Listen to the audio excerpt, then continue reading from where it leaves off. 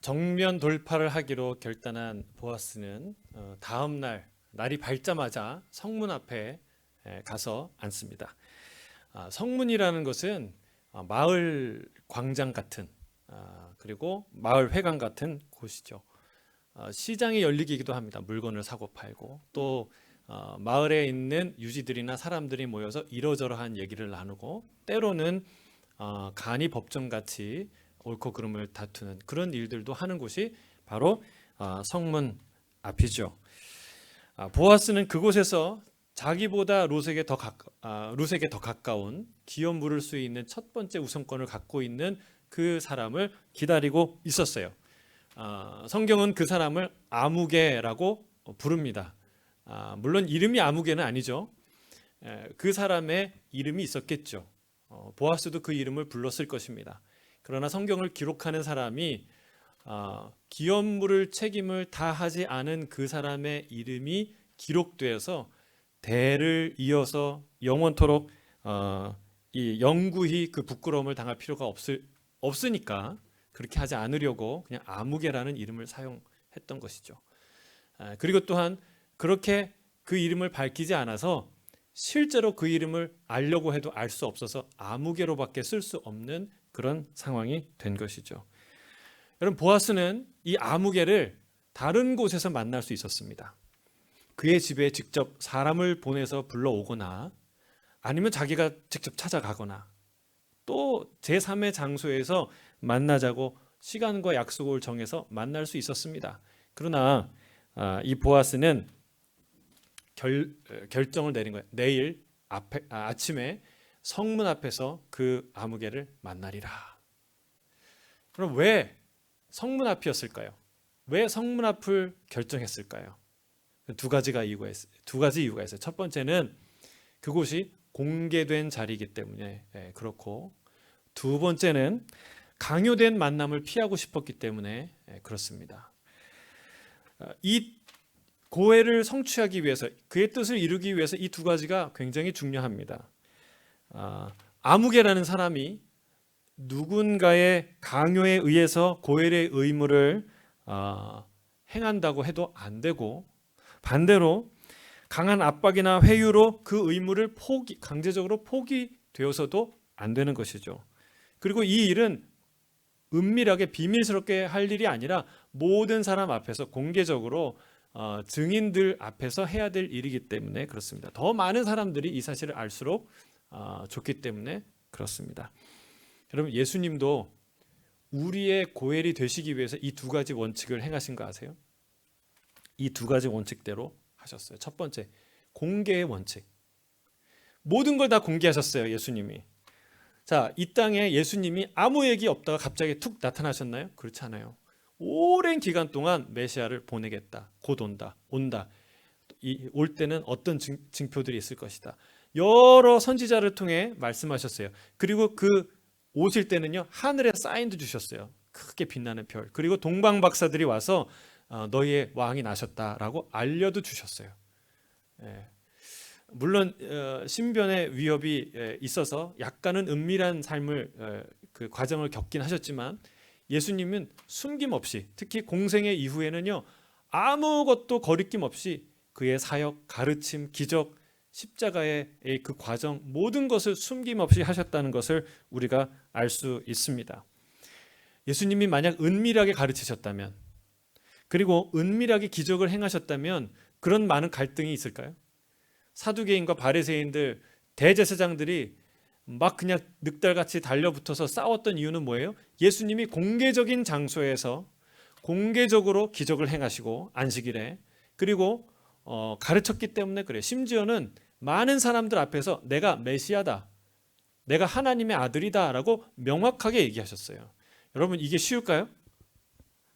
여러분, 이게 어려워요. 그러니까 우리 한국에 자칭 메시아라는 사람들이 많은데요, 막상 마이크 딱 갖다 대면요, 그러니까 자기네들끼리는 나는 메시아라고 얘기해요. 은밀한 데에서. 근데 공개적인 자리에서 딱 마이크 갖다 대면 이게 말하기 쉬울까요? 어려워요. 제가 신천지 이만희 씨가 그 미국의 저명한 인터뷰하는 영상을 봤어요.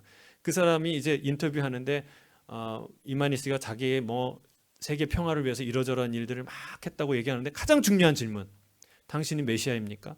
메시아라고 생각합니까? 얘기하는데 답을 못해요. 여러분, 이게요, 보통 정신을 갖고 있는 사람이면 이 말 함부로 할 수가 없어요. 예, 이단의 이 우두머리도 그런 얘기 함부로 할 수 없는 거예요. 여러분, 예수님이 끝내 그 가르침, 그 주장 때문에 십자가를 지지 않습니까? 십자가형 역시 공개적인 자리에서 일어났어요. 한두 사람이 지켜본 게 아니에요. 온 예루살렘 사람들이 다 봤고, 그리고 온 세계에서 그 유월절을 지키기로 왔던 그 순례객들이, 이스라엘 사람들이, 유대인들이 다 봤어요. 어느 방이나 어느 감옥이나 어느 지하실 한 구덩이에서 일어난 일이 아니라는 거예요. 부활 역시 공개적으로 일어났어요. 수많은 제자들이 봤고 500여 형제들이 있는 곳에 나타나셨고, 그리고 그 많은 자들이 보는 가운데 하늘로 올라가셨어요. 여러분, 그 어떤 것도 은밀히 몰래 이루어진 게 없다는 사실을 알아야 돼. 그래서 중요한 건 뭐예요? 사도 바울이 핑계하지 못할 것이다 라고 말하고 있는 것이죠. 진정 세상을 창조하시고 진짜 이 인류를, 모든 사람을 구원하고자 하시는 분이 은밀히 행할 수 있나요? 아니에요. 그렇지 않습니다. 마땅히 자신의 정체를 온 천하에 드러내셨어야 하고, 지금도 이 공개적인 주님의 이 사역들을 공개하는 일에 누가 제일 힘써요? 하나님께서 제일 먼저 힘써요. 여러분, 이 일에 우리도 동참해야 될 줄 믿습니다.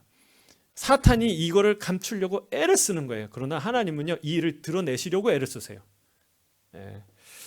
교회를 통해서, 또 성령을 통해서, 우리를 통해서 그 일을 하시죠. 여러분, 두 번째는 자발성이에요.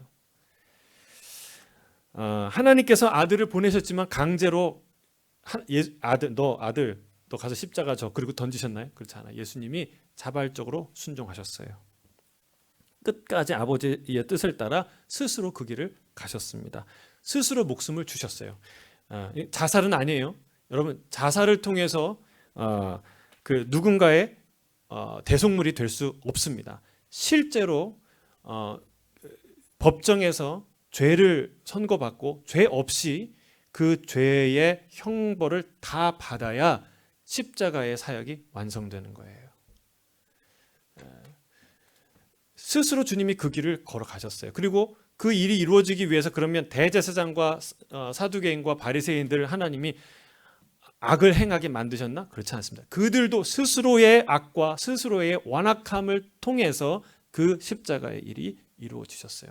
그러면 십자가 일이 성취되고 나서 믿음은 그러면 강요인가? 그렇지 않습니다. 하나님이 강권적인 은혜를 주시지만 믿음은 강요가 아닙니다.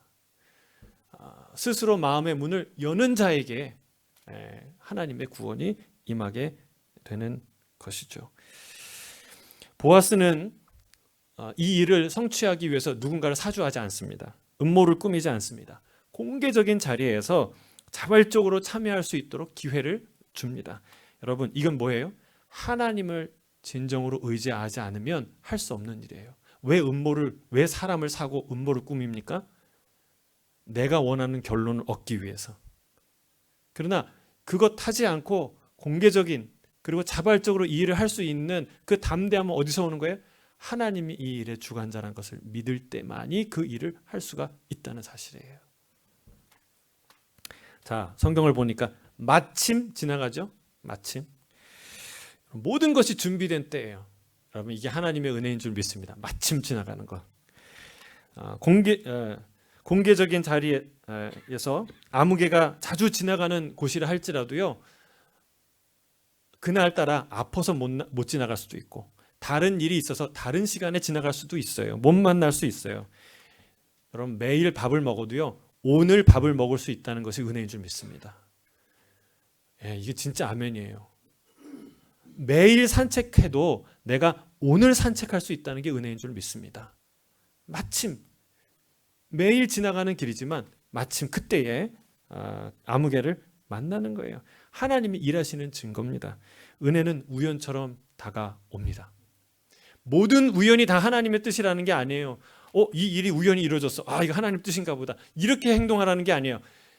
모든 우연이 일어나는 게 다 하나님의 뜻이라는 말은 아니지만 하나님의 뜻은 우연처럼 다가온다는 거예요. 아주 갑자기 하나님의 때에 그러나 늦지 않게 정확하게 우리에게 임할 줄로 믿습니다. 그러니까 깨어 있으라는 것이죠. 깨어 있으라. 하나님 마침 그를 만나게 하십니다. 자, 보아스는 마침 성문 앞에 나온 10명의 장로들을 초청합니다. 그리고 자리에 앉으라고 얘기해요. 그리고 아무개도 그 자리에 초대해서 앉게 합니다. 보아스가 장로들 앞에서 아무에게 말을 꺼냅니다. 오늘 본문은 마치 희곡처럼 이렇게 연극의 대사처럼 주거니 받거니 하는 그 본문의 구성이라서 제가 그렇게 한번 써봤어요. 자, 보아스가 먼저 이렇게 얘기합니다. 한번 자막을 통해서 읽어볼까요? 시작. 모압 지방에서 돌아온 나오미가 우리 형제 엘리멜렉의 소유지를 팔려 함으로 내가 여기 앉은 이들과 내 백성의 장로들 앞에서 그것을 사라고 내게 말하며 알게 하였노라 라고 말하고 있습니다. 자, 이 문장을 보면요 조금 헷갈리는 게 있어요. 그럼 이 나오미가 엘리멜렉의 소유지를 팔려고 한다. 그러면 그 소유권을 갖고 있다는 뜻인가요? 이게 확실치 않아 보여요. 하지만 우리가 이 표현상의 문제라는 것을 조금 보면은 알 수 있습니다. 땅을 가지고 있었다면 룻과 나오미가 굳이 밖에 나가서 이삭을 주어야 할 정도로 하루 종일 수고해서 이삭을 주어야 할 정도로 가난하지는 않았을 거예요. 세를 주고 세를 받으면 되니까. 근데 이 표현은 그 말이 아닌 것 같아요. 또 나오미도 내가 베들레헴을 나갈 때에 풍요롭게 나갔다라는 표현을 봐서 베들레헴을 떠날 때 그 기업을 다 정리하고 처분하고 그리고 그 돈을 가지고 풍요롭게 나갔던 것을 우리가 생각할 수 있죠. 다만 고엘이나 이 신년제도가 보장하는 게 있어요. 뭐냐면 일순간 어떤 판단 미스나 어떤 가업이 기울어서 이 땅을 팔 수 있어도 기업을 팔 수 있어도 언제든지 그 장기에서 그 술을 무르듯이 다시 살 수 있는 다시 돈을 주고 정당한 가치를 주면 다시 물을 수 있는 그 권리를 보장하는 그러니까 원소유권을 보장하는 게 희년제도이고 고엘제도이죠. 그래서 그 기회를 그 땅을 다시 찾아올 수 있는 물을 수 있는 기회를 그런 권한을 이제 주겠다, 줄 수 있다 이런 뜻으로 해석할 수가 있죠. 실제로 그 뒤에 보면요, 어떤 표현이 나오냐면 내가 나오미의 손에서 그 밭을 사는 날에, 그러니까 나오미가 파는 것 같은데, 그 뒤에 보면 곧 죽은 자의 아내 모압 여인 룻에게서 사서, 그러니까 이게 헷갈리잖아요. 그러니까 나오미가 파는 건데 또 여기 보니까 룻도 판다는 얘기예요. 이게 무슨 말이냐? 기업 물을 수 있는 권리를 양도하고 줄 수 있다라는 것을 이렇게 표현한다는 사실을 우리가 생각할 수 있죠. 자, 보아스는 이어서 이렇게 말합니다. 같이 한번 읽어볼까요? 만일 시작. 만일 내가 물으려면 물으려니와 만일 내가 물으지 아니하려거든 내게 고하여 알게 하라. 내 다음은 나요. 그 외에는 물을 자가 없느니라. 보아스가 이 말을 하기 쉬웠을까요? 어려웠을까요? 어려웠겠죠. 왜냐하면 마음에 없는 말이기 때문에. 정말로 이렇게 얘기했는데 아무개가 내가 물을게, 내가 할게 이렇게 얘기를 하면은 모든 것이 다 수포로 돌아가는 거예요. 그의 계획이 망치는 거예요. 더구나 보아스의 말을 들으면 그 일을 더 하고 싶게 만들어요. 뭐라고 얘기해요? 네가 안 할 거면 나한테 얘기해줘. 그럼 무슨 뜻이에요? 내가 하겠다는 뜻이죠. 내가 이 일에 관심이 있어 라는 뜻 아니겠습니까? 여러분, 우리가 보통 주변에 투자의 규제 이런 거 잘하는 사람 보면요, 그 사람이 어느 집을 사거나 어느 지역에 뭐 주식을 사거나 어느 지역에 뭐 땅을 사면 그거 사고 싶어요. 그렇죠? 저기 투자해야 되지.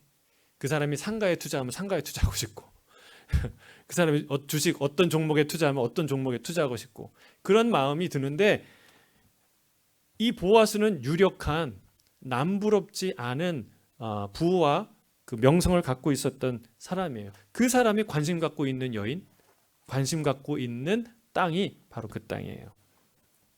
그러니까 이 아무개가 아마 이렇게 생각했을 거야. 했을 거예요. 아니, 남부럽지 않게 살고 있는 저 보아스도 이 일에 관심이 있어? 그걸 네가 하지 않으려면 내게 달라고 얘기를 해? 아, 그가 이렇게 관심을 갖는데 뭔가 분명한 이유가 있을 거야. 이렇게 생각했을 거예요. 아니나 다를까 아무 관심도 없던 아무개도 보아스의 말을 듣자마자 관심을 표명합니다. 덥석 보아스의 제안을 문다 그러죠. 딱 잡는 거예요. 뭐라고 얘기합니까? 내가 물으리라. 내가 물으리라. 손해를 조금 보는 것 같지만 나쁠 것 없는 거래입니다. 기업 물은 사람이라는 명성과 칭찬을 주변 사람들에게도 받고, 그리고 땅도 얻게 될 것이니 믿질 게 없는 거래였죠. 하지만 보아스는 그 얘기를 딱 듣고 한마디를 더 합니다. 기다렸다는 듯이 아주 중요한 사실을 일깨웁니다. 자, 같이 한번 읽어볼까요? 보아스의 말이에요. 내가 시작. 내가 나오미 손에서 그 밭을 사는 날에 곧 죽은 자의 아내 모압 여인 룻에게서 사서 그 죽은 자의 기업을 그의 이름으로 세워야 할지니라. 자, 아무개의 셈법, 그 계산하는 법은 이런 거예요. 원래 아들 없이 죽은 자의 땅은 가장 가까운 형제나 친족에게 돌아가게 되어 있습니다. 그러니까 이 소유권을 땅을 팔고 타국으로 이사 가서 거기서 안 돌아오고 그 가문이 다 죽거나 안 돌아오면 그 땅은 누구의 것이에요? 그 땅을 산 사람의 것이죠. 영구히. 그런데 그 가족의 일부가 돌아왔을 때는 얘기가 달라요. 나오미와 룻이 돌아오지 않았습니까? 그래서 그를 위해서 그 가장 가까운 친족이 그 땅을 물으려 한다면 기꺼이 되팔아야 하는, 물러줘야 하는 그런 상황이 되는 것이고, 그렇죠. 거기까지만 보면은 이 고엘이요, 그 아무개가 아주 좋은 걸 작정하고 좋은 일을 하는 것처럼 보입니다. 매우 큰 희생과 사랑을 실천하는 것처럼 보여요. 그렇지만 한 가지 여기 계산에 숨겨진 계산이 있어요. 뭐냐면 만일 나오미와 룻이 아들 없이 죽는다면 이 가문이 그렇게 사라진다면 이 땅은 누구 것이 돼요? 그거 기업을 물은 사람 것이 되는 거예요. 자기 것이 되는 거예요. 왜냐하면 가장 가까운 친족이니까. 그러니 믿질 것이 없는 거래가 되는 거예요. 오히려 자기의 재산을 2배로 키울 수 있는 기회지요. 그 당시는 땅 거래가 지금처럼 활발하지 않았습니다. 하나님께서 그 땅을 사고 팔지 못하게 하셨기 때문에 그래요. 이런 기회를 얻는다는 것은 자기의 재산을 증식시킬 절호의 찬스인 거예요. 그런 계산을 하고 있는 아무개에게 보아스가 아주 중요한 원리를 일깨우고 있는 것이죠. 뭐라고 얘기합니까? 고엘은 단지 땅을 되사서 주는 것, 그것만 의미하는 것이 아니다. 진짜 중요한 건 뭐예요? 가문을 살리는 거예요. 자식 없이 죽어서 가문의 그 기업이 다른 가문이나 그리고 다른 이방인에게 넘어가는 것을 막는 것이 그 고엘의 진정한 제도라는 것을 상기시키는 거예요. 그러니까 고엘이라는 것이 친족을 위해서 이 땅을 기업을 무르고 또 그가 종이 되었을 때 종에서 자유케 하고 그리고 원수를 갚아주는 그게 이제 고엘이죠. 근데 이게 사실은 형사 취수제, 계대 결혼, 그 형수와 그러니까 형이 죽고 그 동생이 그 형수의 를 아내로 삼아서 그 아이를 낳게 하고 삶을 책임지는 그런 형사 취수제, 계대 결혼은요 별도의 제도였어요.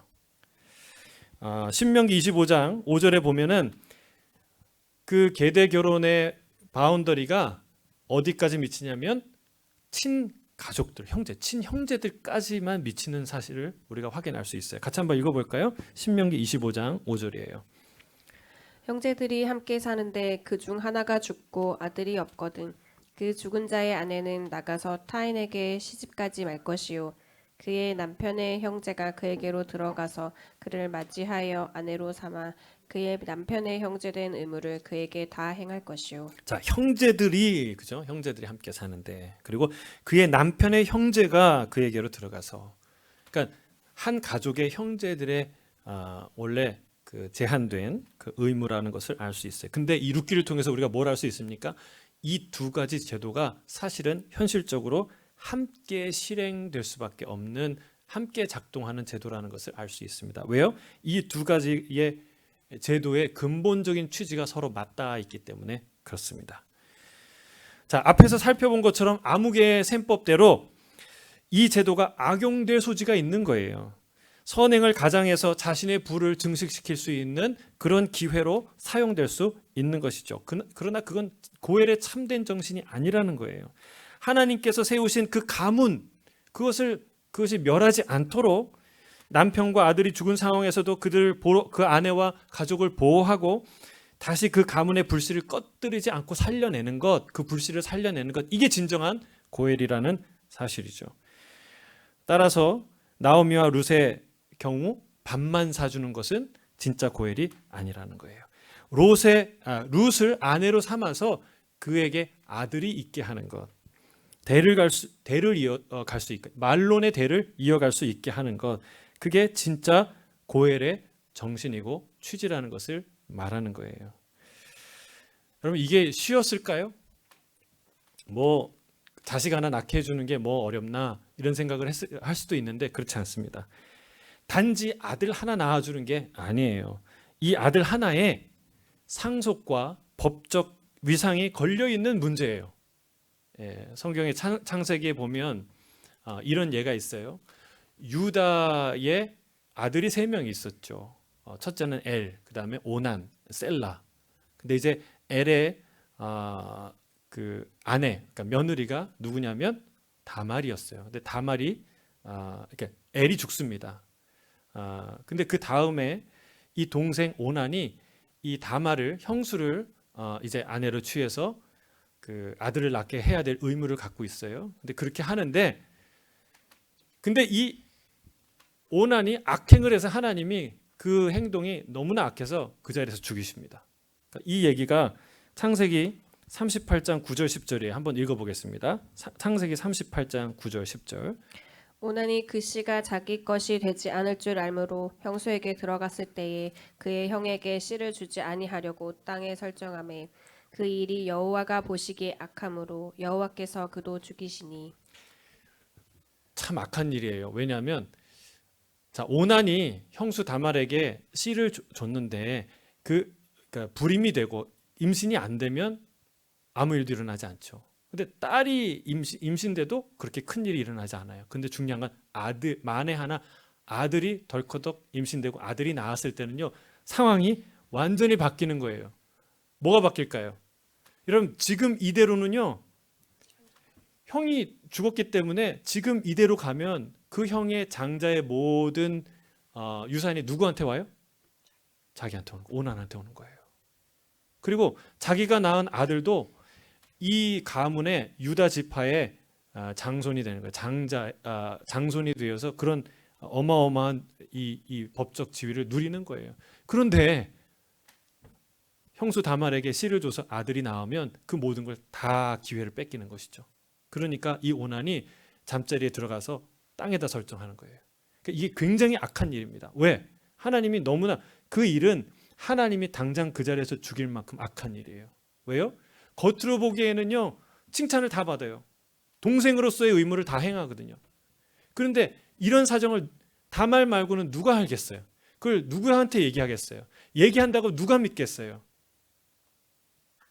여러분, 이런 악함, 겉으로 보기에는 하나님의 말씀을 다 준행하는 것 같고, 그리고 동생의 의무를 다 하는 것 같은 칭찬을 받는데 실제로는 정확히 하나님의 하신 명령의 의무, 의도를 다 따르지 않는 그런 아주 이기적인 위선적인 행동이었던 것이죠.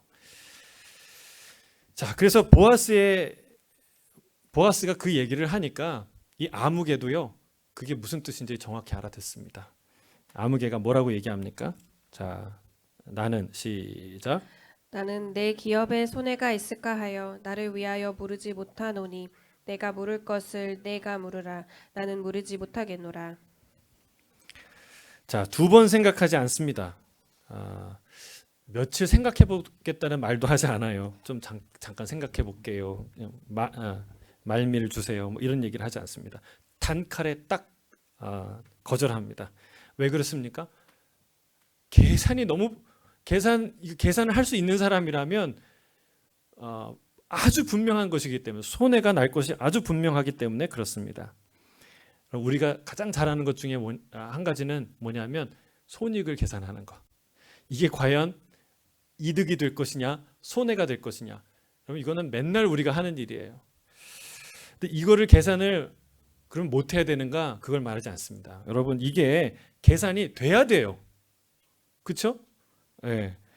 이 계산을 못하면 이게 손해인지 아니면 이득인지 이걸 계산 못하면 그 사람은 순수한 사람이 아니라 순진한 사람이죠. 주님이 우리에게 뭐라고 얘기하시냐면 뱀같이 지혜롭고 비둘기같이 순결하라고 말씀하셨어요. 이 거꾸로 하면 재앙이 되는 거예요. 비둘기같이 어리석고 뱀같이 교활하면 안 되는 거예요. 근데 우리가 이게 보아스가 계산이 안 돼서 이런 일을 한 것인가? 그렇지 않습니다. 보아스가 계산을 못해서 손해보는 일을 하는가? 그리스도인들이 계산을 못해서 손해보는 일을 하는가? 그렇지 않습니다. 아무개가 결코 볼 수 없는, 아무개는 죽었다 깨어나도 이해할 수 없고 볼 수 없는 그 어떤 중요한 가치를 보아스는 보았기 때문에 그 일을 행할 수 있었던 것이죠. 여러분, 진짜 손해본 사람은 누구였을까요? 이 딜에서 진짜 손해본 사람은 누굴까요? 여러분, 오늘 이 룻기 이후에 나오는 성경을 보세요. 이제 뭐 다음 주에 또 그 족보를 좀 보겠지만, 여러분, 한 사람은요 역사에 보아스라는 이름을 남겨요. 다른 한 사람은요 아무개라는 이름을 남겨요. 여러분, 이 두 사람의 인생의 차이가 보이십니까? 극명하게 나타나죠. 한 사람의 이름은 영원히 기억이 되는 이름이고, 한 사람의 이름은 그냥 아무개로 통칭하는, 그리고 다시 나타나지 않는 그런 인생이 되고 만다는 사실입니다. 보아스는 누구의 조상이 됩니까? 다윗의 조상이 되죠. 하나님의 마음에 합한 자, 이스라엘의 정말 단연코 찬란히 빛나는 이 별빛과 같은 다윗의 조상이 됩니다. 뿐만 아닙니다. 그 계보를 이어서 누가 태어납니까? 예수 그리스도. 여러분, 이게 얼마나 큰 영광입니까? 이 보아스에게. 여러분, 이 아무개가 자기 인생에 가장 대박이 나는, 가장 위대한 선택을 할 수 있는 그 최고의 정점에 가장 근접한 타이밍이 이 타이밍이었어요. 그러나 그는 이 기회를 놓치고 맙니다. 여러분, 성공한 인생은 어떤 인생입니까? 기억되는 인생이죠. 기억되는 인생. 그러니까 나를 기억해 줄 사람이 있다는 것은요 행복한 거예요. 축복이죠. 하용정 목사님 돌아가셨을 때 홍정일 목사님 이런 얘기를 하신 게 기억이 나요. 이 장례식장에서 나무하고 사람은 쓰러져 봐야 그 크기를 안다. 그렇더라고요. 정말 수많은 사람들이 그 목사님의 죽음을 애도하는데 저도 생각했어요. 제가 죽으면 몇 명이나 나를 애도할까? 나의 인생을 기억할까? 여러분, 누군가를 기억한다는 것은 참 소중한 일이에요. 반대로 아무도 나를 기억하지 못한다, 슬픈 일이죠. 그래서 선교사님들이 제일 힘든 일 중에 하나가 뭐냐면 잊혀지는 거예요. 사랑하는 사람들에게, 여러분 아무리 친한 사람도요 한 10년 안 만나보세요. 남같이 느껴져요. 잊혀진다는 것은 그렇게 힘들고 슬픈 일이죠. 그래서 사람들은요 그토록 이름을 남기려고 하지 않습니까? 사람들의 인기를 얻으려고 하지 않습니까? 그러나 여러분, 세상의 인기도 그리고 세상이 알아주는 그 명예도 다 흘러가고 사라지는 것들입니다.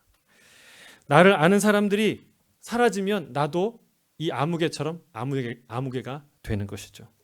여러분, 그 모든 것이 헛된, 구름같이 헛된 일입니다.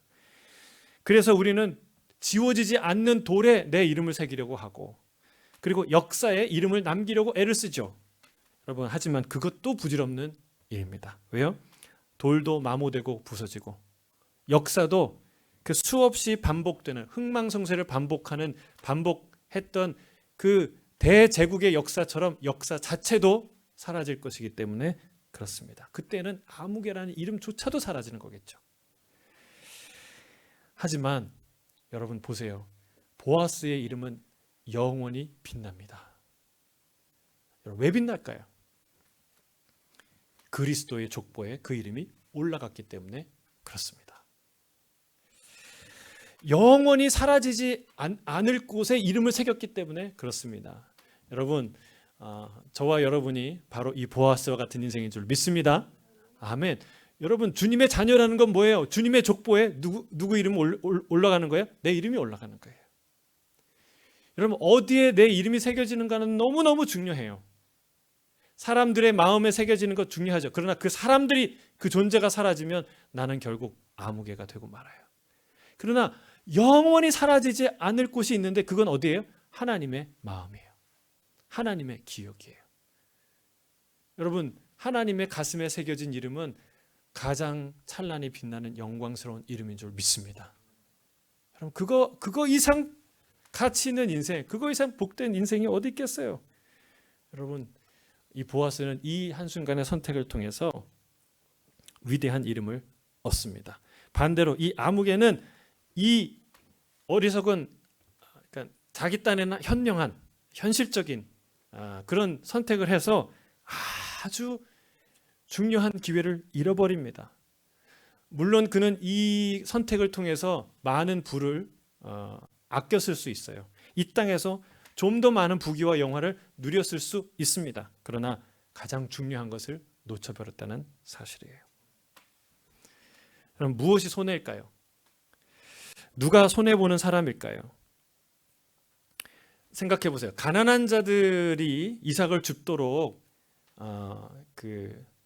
떨어진 이삭을 줍지 않는 것은 그 밭의 주인에게 손해입니까? 이득입니까? 손해죠. 명백한 손해죠. 그 양이 한 사람이 하루 종일 쉬지 않고 모으면 한 에바 22리터가 되는 많은 양이에요. 한 사람만 주었겠습니까? 하루만 주었겠습니까? 여러분, 그리고 모퉁이는 또 그 낫을 대지 말라고 했는데 그것도 얼마나 큰 손실이에요? 한 사람을 사서 내가 월급 줄 테니까 이렇게 땅에 흘려진 그 이삭을 다 주우세요라고만 했어도 아마 그 임금 다 뽑고 남을 거예요. 분명한 손해죠. 그런데 왜 그런 손해나는 일을 하냐는 것이죠. 여러분, 내가 본 손해보다 더 많은 이익을 얻으면 그것은 손해가 아니라 투자죠. 투자. 그리고 지혜로운 경영이죠. 여러분, 보아스가 그런 경영을 했다는 거예요. 하나님의 사람들의 삶이 그와 같다는 사실입니다. 여러분, 보아스는요, 하나님의 말씀이기 때문에 순종한 거예요. 복의 근원이 되시는 그 하나님이 내게 명하셨기 때문에 그 말에 순종하는 거예요. 여러분, 선물이 중요합니까? 선물 주는 사람이 중요합니까? 선물도 중요하고 선물 주는 사람도 중요하죠. 근데요, 선물 주는 사람이 훨씬 더 중요해요. 왜요? 선물은 한 번 받는 거지만 선물 주는 사람이 2번, 3번, 4번 줄 수 있어요. 그 사람이 더 귀한 거예요. 그 선물은 그 존재의 마음일 뿐이죠. 여러분, 반대로 하나님의 말씀에 순종하지 않는 사람은요, 하나님을 신뢰하지 않기 때문에 순종할 수가 없는 거예요. 그분이 도대체 나에게 무슨 유익인가? 말은 그렇게 하지 않아도 그런 마음을 갖고 살면 여러분, 순종할 수가 없는 거예요. 근데 반대로 이 모든 것이, 그 복이 하나님께로 오고 하나님은 나의 큰 상급이십니다 라고 믿는 사람은 그 하나님을 믿고 손해보는 결정을 할 수 있다는 사실입니다. 여러분, 예수님도 보아스처럼 손해나는 일만 하셨어요. 하늘의 모든 영광을 모르고 이 땅에 오셨잖아요. 십자가를 보세요. 다 손해나는 일 아닙니까? 다 실패하는 일, 다 내주는 일 아닙니까? 뭘 얻으셨습니까? 그런데 예수님이 도대체 왜 그런 일을 하셨냐는 거예요. 이득이 없어서? 그렇지 않습니다. 우리 히브리서 12장 2절에 그가 이렇게 말합니다. 그는 그 앞에 있는 기쁨을 위하여 십자가를 삼으사 부끄러움을 개의치 아니하시더니. 할렐루야. 여러분, 왜 예수님이 그 십자가를 기쁘게 담당하셨나요? 내 앞에 있는 기쁨을 바라봤다. 그 기쁨이 뭐예요?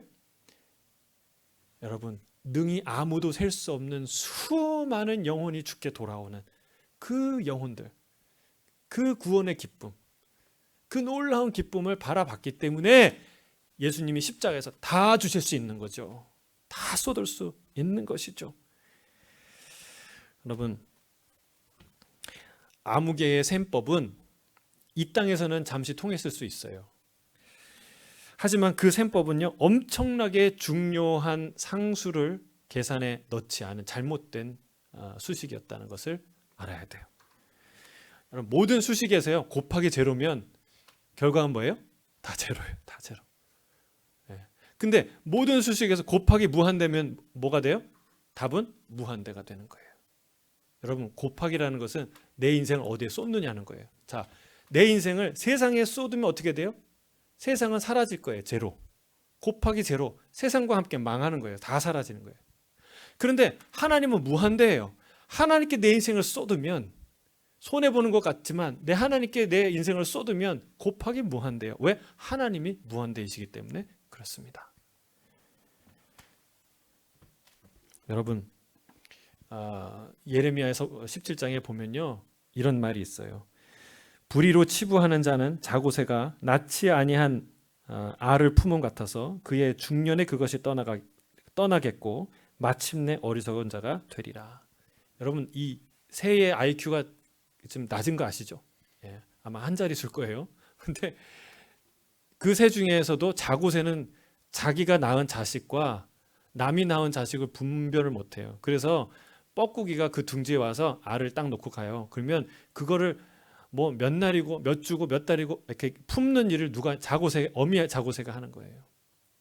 그런데 이게 부화되고 열심히 먹이고 기르는데 어느 날 봄날이 돼서 저 위에 뻐꾸기가 뻐꾹뻐꾹 하고 가면요, 그 자기 둥지에 있던 뻐꾸기 새끼가요, 그 엄마의 소리를 듣고 엄마 따라 간다는 거예요. 어처구니 없죠. 이게 세상의 부라는 거예요. 이 세상의 셈법을 따라 이 세상의 부를 치부하는 사람, 부를 쌓는 사람은 중년에 이와 같이 자기 알이 아닌 알을 품었던 자고새와 같이 중년에 그 부가 떠나가게 될 것이다. 망하게 될 것이다. 라고 말하고 있어요. 여러분, 이 아무개는 현명한, 손해나지 않는 선택을 한 것 같아요. 그러나 정말 진짜 손해나지 않는 선택을 한 것일까요? 그럼 보아스가 내 후손은 다윗이 태어날 거야, 아니 메시아가 태어날 거야, 이런 확신을 갖고 룻을 선택했을까요? 아니에요. 그가 바라본 건 딱 한 가지예요. 누구예요? 하나님. 나의 복의 근원이 되신 하나님. 그 하나님을 믿고 이 룻과 그리고 나오미에게 무한한 헤세드, 무한한 사랑을 쏟아 부은 거예요. 아, 목사님, 나도 룻 같은 여인이 있으면 당장 결혼하죠. 여러분, 정말 그랬을까요? 룻은 현명한 여인이긴 했어요. 그러나 볼품없는 여인인 것은 사실이에요. 만약에 정말 이 룻이 절세미인이었다면요, 이 얘기가 아마 달라졌을 거예요. 이 아무개도요, 결코 기업물을 그 권한을 포기하지 않았을 거예요. 끝까지 아마 그랬을 거예요. 현명한 여인이긴 했으나 참 여러 가지 참 어려운 점을 갖고 있는 여인이었어요. 과부에다가, 그리고 이방 여인에다가, 그리고 딸린 노인도 있고, 그리고 큰 빚이 있었어요. 빚. 게다가 그의 인생이 지독하게 억세게 운이 없는 여인이었어요. 이런 여인을 내 아내로 여러분 이렇게 맞이하는 게 쉬운 일이었을까요? 쉬운 일이 아니었죠. 보아스는요, 하나님을 바라봅니다. 그리고 그 하나님 말씀을 의지하며 그 고엘의 의무를 다하는 것이죠. 사랑하는 성도 여러분, 우리는 아무개의 셈법으로 세상을 사는 많은 사람들을 봅니다. 그들은 좀 더 넓은 집에 좀 더 맛있는 음식을 먹고 좀 더 좋은 옷을 입고 살 수 있을지 몰라요. 하지만 우리는 보아스의 셈법을 가지고 살아야 될 줄로 믿습니다. 주님이 이렇게 우리에게 말씀하세요. 마태복음 6장 19절 20절이에요. 마태복음 6장 19절에서 20절 같이 읽겠습니다. 시작. 너희를 위하여 보물을 땅에 쌓아두지 말라. 거기는 좀과 동록이 해하며 도둑이 구멍을 뚫고 도둑질하느니라. 오직 너희를 위하여 보물을 하늘에 쌓아두라. 거기는 좀이나 동록이 해하지 못하며 도둑이 구멍을 뚫지도 못하고 도둑질도 못하느니라. 아멘. 여러분, 이런 눈이 열리기를 바랍니다. 우리가 쌓아야 될 부가 어디인가요?